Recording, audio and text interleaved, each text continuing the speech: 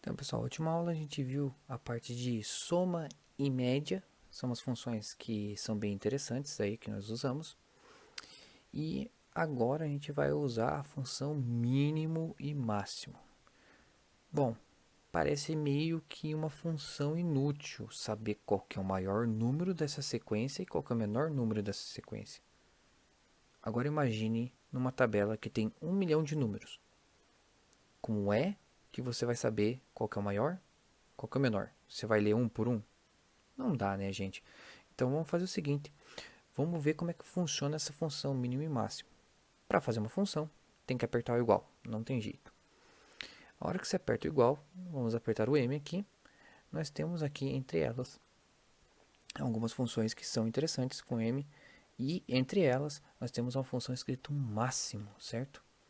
A função máximo ela vai retornar o maior valor entre todos esses valores que estão ali dentro. Então, para que ela funcione, você escolhe aqui M vai em máximo, certo? Ele vai dizer, ó, retorna o valor máximo de um conjunto de argumentos. Valores lógicos e textos são ignorados. Somente números. Então, você clica duas vezes em máximo, ele abre o parênteses, você seleciona quais números quer saber qual é o maior entre eles. E 49 é o maior. Então, se eu alterar esse aqui para 67, 67 passará a ser o maior.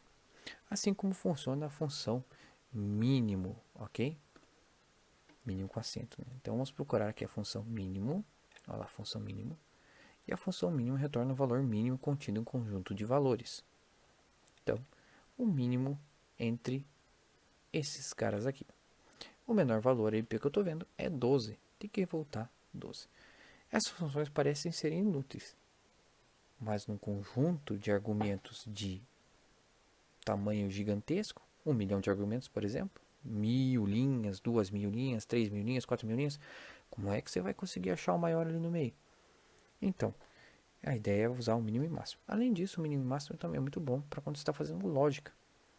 Por exemplo, você está fazendo dentro do Excel uma tabela de um campeonato. Uma tabela de um campeonato de futebol. E você tem que saber quem fez mais gol. Hoje é mais fácil de fazer. Isso daí é justamente descobrir pelo mínimo e máximo quem é que tem mais gols. Quem que é o artilheiro com X gols. E isso pode ser atrelado na programação futura, a qual ele procura o número máximo que existe e depois procura um nome que está do lado do número máximo. Isso também pode ser feito.